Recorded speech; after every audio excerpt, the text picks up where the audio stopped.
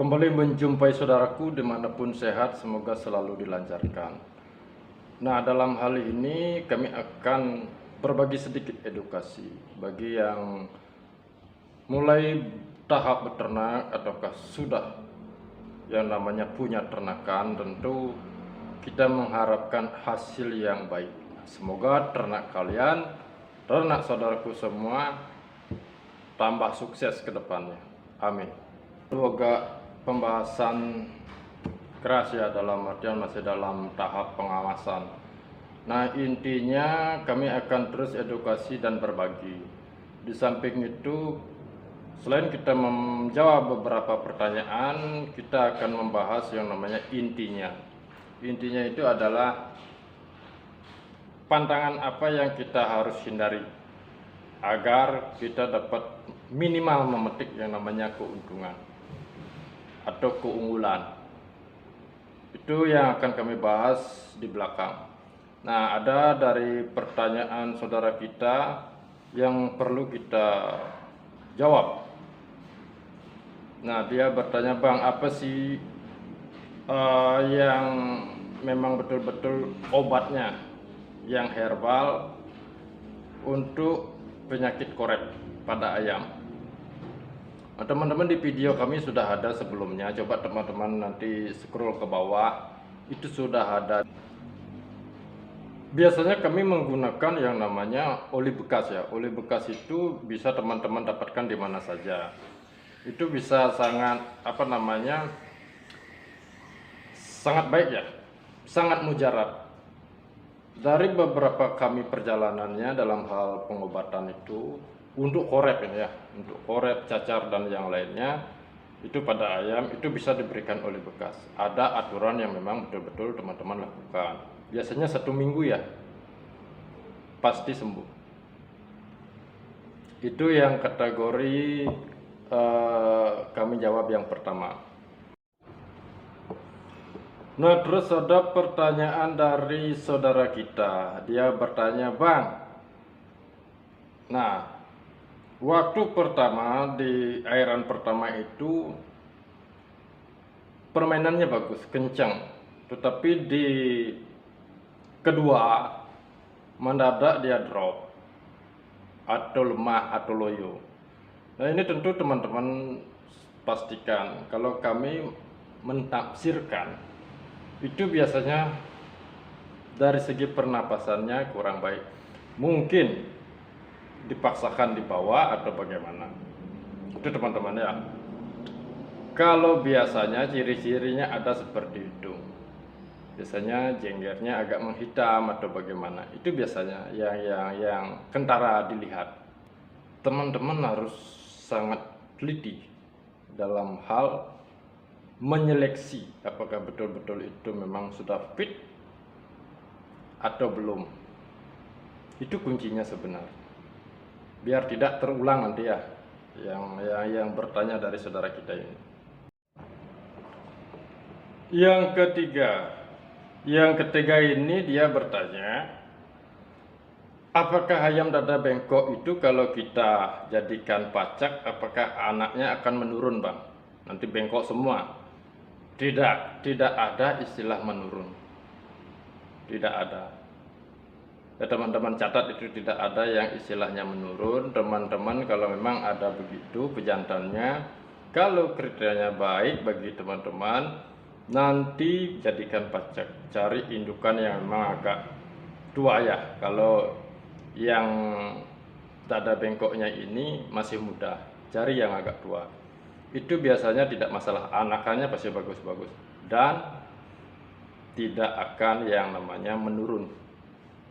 Keturunannya memiliki dada bengkok, tidak ada. Terus pertanyaannya dari saudara kita. Nah, ini akan kami ungkapkan karena ini menyangkut perjalanan kami ya dalam hal beternak ini. Bang, bagaimana dasarnya agar ternakan kita itu memang betul-betul nanti cepat konsumen mengakui bahwa kita memiliki ternakan yang memang spesial atau istimewa. Teman-teman pastikan tidak perlu banyak ataukah sedikit. Tidak menjamin ternakan kita itu dilirik oleh konsumen, itu ternakan teman-teman banyak atau sedikit. Yang menjadi yang namanya kunci utama ternak kita itu bisa laris, itu teman-teman harus proteksi cara-cara beternak yang baik. Cara-caranya bagaimana? Mungkin dari indukan kedua jantan itu, pastikan dia linknya pas, linknya tidak amburadul. Itu teman-teman ya, linknya tidak amburadul. Nanti kalau konsumennya sudah menanyakan, bang, ini indukan ini mana anakannya? Oh ini. Kalau yang itu mana keturunannya? Oh ini. Kita mempunyai link-link yang memang jelas kepada keturunannya.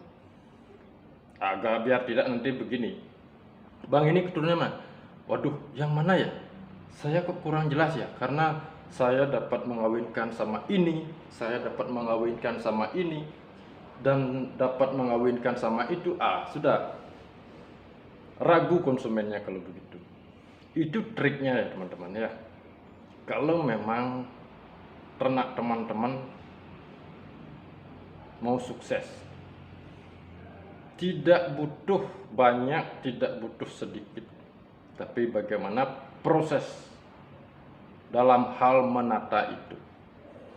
Mungkin baru menetas kita pisahkan anaknya ini, sudah gitu umur berapa kita memang setting dia memang betul dari perawatannya. Kita pisah antara jantan dan betinanya.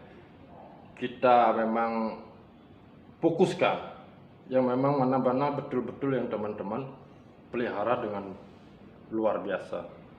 Nanti itulah yang akan menarik minat konsumen teman-teman. Pasti kalau dalam hal masih amburadul, ini dikawinkan sama ini dikawinkan sama itu, ini yang enggak jelas, ini yang enggak jelas, ya sudah, tidak bakalan yang menemukan namanya artinya pengakuannya. Nah, terus lanjut ke pembahasan.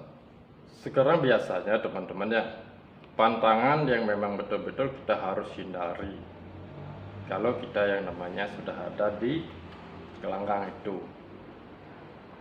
agar memang betul-betul mendapatkan, bisa memetik yang namanya keunggulan, minimal bisa menyamai yang mana kita akan gandeng. Biasanya usahakan jangan sampai yang punya teman-teman itu agak lebih pendek.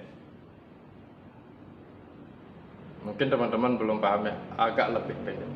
Karena apa?